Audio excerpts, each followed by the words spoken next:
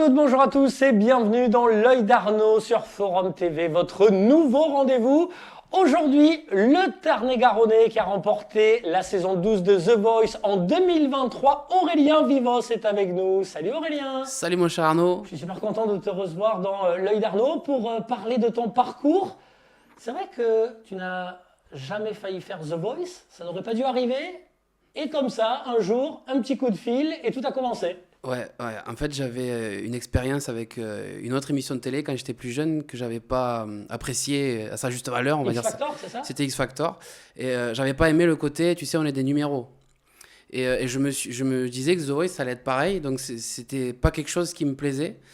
Et puis bon, je te le fais vite, hein, parce qu'il y a beaucoup de choses à raconter, mais j'ai rencontré les équipes de The Voice, les producteurs, Bruno Berberès, et j'ai rencontré des gens tellement bienveillants que je me suis dit, bon, mais peut-être que j'ai tort, et puis j'avais bien tort, parce que c'est vraiment une émission pleine de bienveillance. Et puis bon, au final, on est arrivé jusqu'au bout, donc... Vous étiez 55 000 au départ, et tu as fini grand gagnant, tu as été le vainqueur en fait. Hein. Oui, alors ça a été une sacrée expérience. Alors, je t'avoue que je n'ai pas vécu ça comme une compétition parce que j'ai horreur de ça. Je vivais les instants à chaque fois. J'essayais de donner le meilleur de moi en me disant bon, fais tout ce que tu peux pour pas avoir de regrets après. Et puis à chaque fois, ça s'est passé super bien et une expérience incroyable où tu apprends beaucoup sur toi. Je suis très très content de pouvoir dire que j'ai vécu ça. Avec un super coach en plus. Ah oui.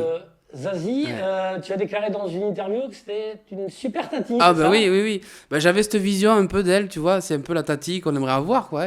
Et c'est exactement ça, elle est comme ça. C'est quelqu'un de très très simple, de très passionné. Et puis j'ai l'impression que maintenant elle est un peu dans la transmission de ça. Et c'est un plaisir d'être avec elle, quoi. Elle t'apporte beaucoup de choses et puis voilà, d'une simplicité incroyable, quoi. Vous avez des contacts encore avec Zazie ? Ah oui. Ben, on s'écrit des messages de temps en temps. Depuis le 7 février, ça y est, ton premier album est disponible. Et dans cet album, il y a notamment ce morceau, regardez. La plupart du temps, tu vois, sauvage et innocent, je suis un enfant. La plupart du temps, crois-moi.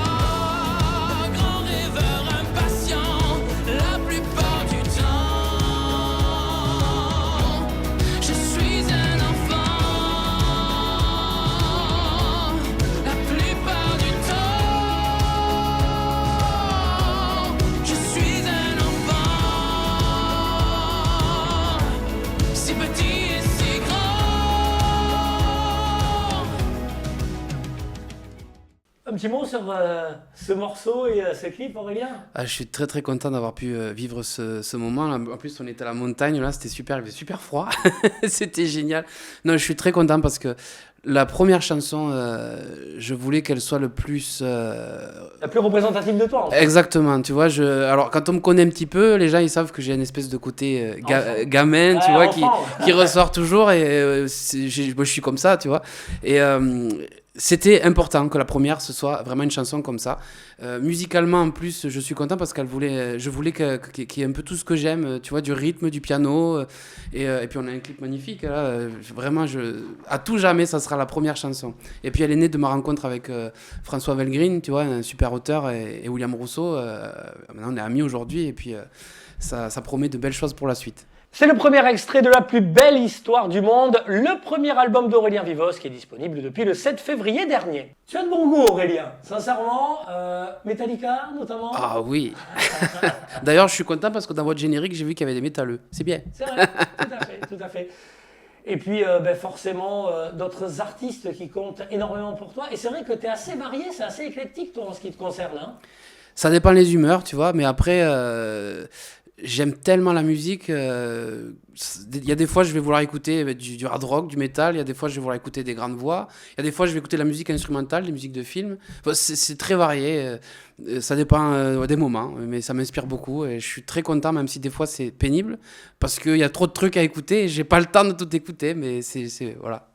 Il y a des artistes avec qui tu t'entends bien, comme John Maman ou bien encore Didier Barbelivien, par exemple. Oui, j'ai eu la chance de travailler avec eux pour l'album. Et alors, John Maman, je l'ai rencontré sur le tard. Et d'ailleurs, c'est avec lui que j'ai fait la dernière chanson qu'on a enregistrée, c'était Tout me ramène à toi. Et une belle rencontre, pareil, des gens passionnés qui travaillent beaucoup.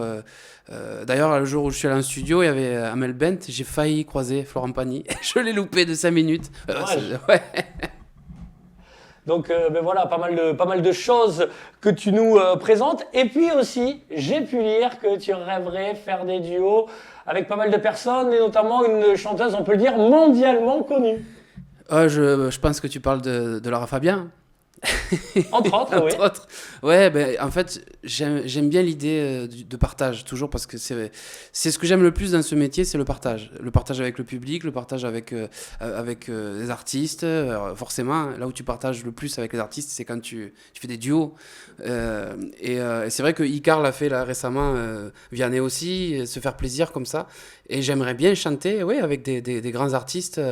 Et d'ailleurs, il y en a une, puisque je l'ai dit, c'est Lara Fabian, et je le lui ai dit de vive voix. C'était à The Voice, pour la finale des Kids. Je suis allé la voir, et je lui ai dit que j'avais un rêve parmi les rêves, c'était de chanter avec elle. Alors maintenant, bon, il faut que je fasse mes preuves, et peut-être un jour, on ne sait jamais. Et puis Florent Pagny, bon, ça, il le sait, je pense. Je rêve aussi, je rêve de chanter avec lui. Comme dirait l'autre, qui vivra verra. Ah, voilà.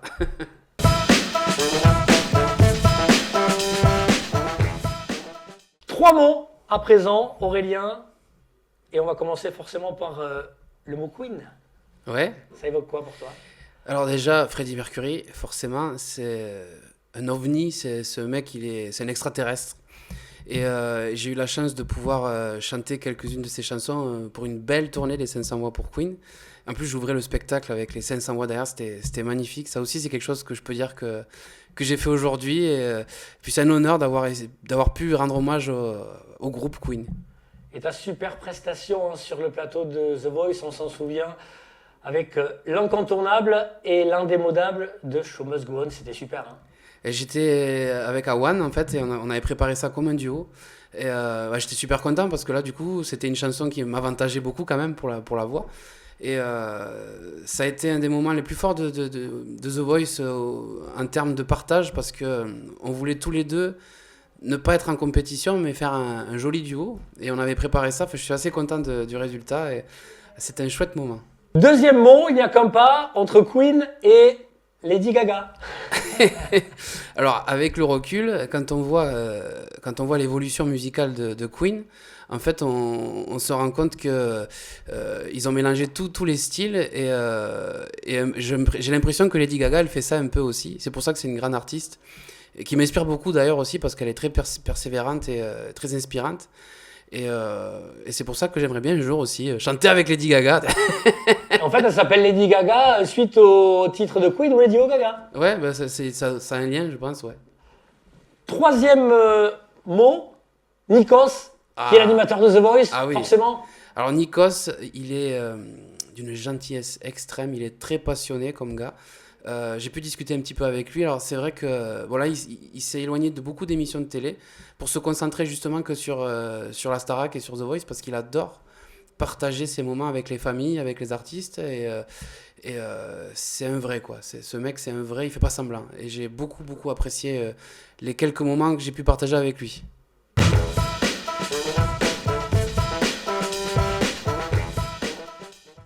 Aurélien, qu'est-ce qu'une mauvaise journée pour toi? Oh, ça peut être plein de choses.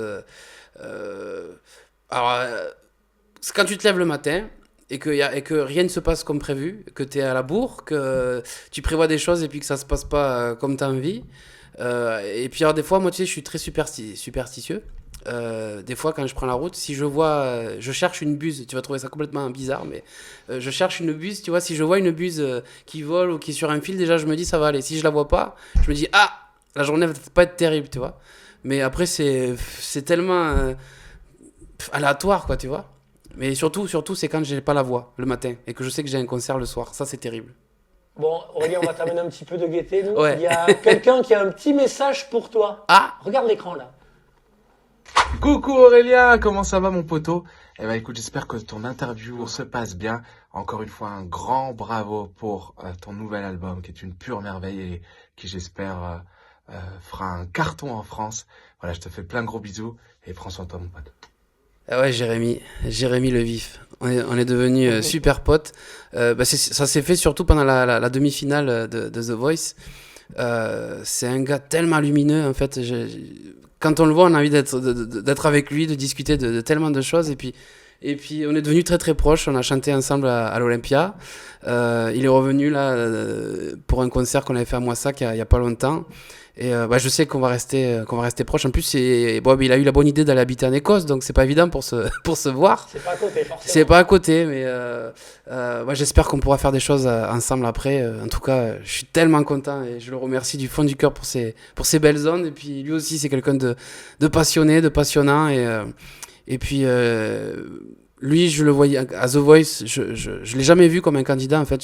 Je le voyais déjà comme un grand chanteur et un super artiste qui fait de belles chansons. Donc je lui souhaite tellement de belles choses pour lui et sa famille. Alors que vous étiez en compétition dans The Voice. Ouais, on l'a jamais vu comme ça, mais c'est vrai. Hormis ce premier album, Aurélien, qui est disponible depuis le 7 février, tu as des projets en préparation ? Beaucoup. Alors en fait là pour l'instant c'est la phase de transition, tu vois, entre ce qu'il y a eu avant, parce qu'il y a eu beaucoup de belles choses, et ce qu'il va y avoir après. Là j'ai des choses qui se préparent pour cet été, des beaux concerts. Bon, pour l'instant je peux pas encore en parler trop parce que il y a beaucoup d'options, il y a beaucoup de choses en train d'être montées, des plateaux de radio, des showcases, voilà. Mais là pour l'instant je suis en pleine préparation, et puis j'ai des choses là qui sont probables, qui sont assez dingues, mais je peux pas encore le dire parce que c'est pas sûr. Mais en tout cas, j'ai hâte de partager la suite avec vous, et puis surtout de chanter enfin mes chansons, de pouvoir les partager, et puis on verra bien de quoi demain est fait, mais ça va être, je pense, super chouette.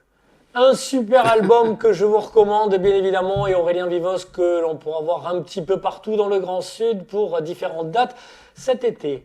Merci Aurélien d'être venu dans l'œil d'Arnaud, j'étais très content de te recevoir, et tu reviens quand tu veux, t'es le bienvenu.